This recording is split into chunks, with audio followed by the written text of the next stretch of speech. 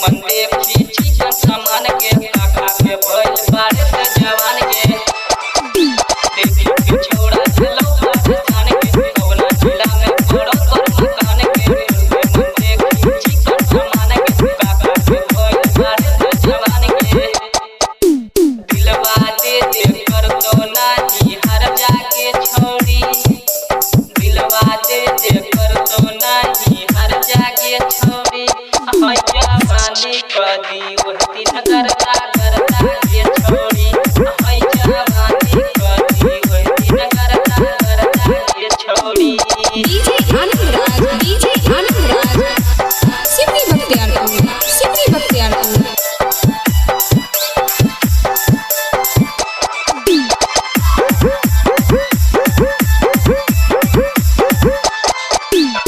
पूछे हाल चाल गे ओट के लाली मचावे बाबाल गे अमित सिंह पूछे हाल चाल गे बिने से काहे छुपैला गाल गे राजा नरेंद्र पूछे हाल चाल गे ओट के लाली मचावे बाबाल गे अमित सिंह पूछे बाबाल गे से काहे छुपैला गाल गे उठी तोर बेसरमी वाला पर्दा के छोड़ी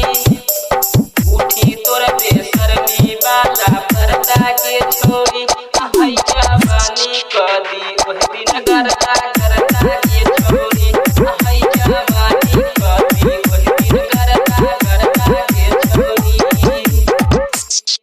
मिक्स बाय बिने राजा बिहार।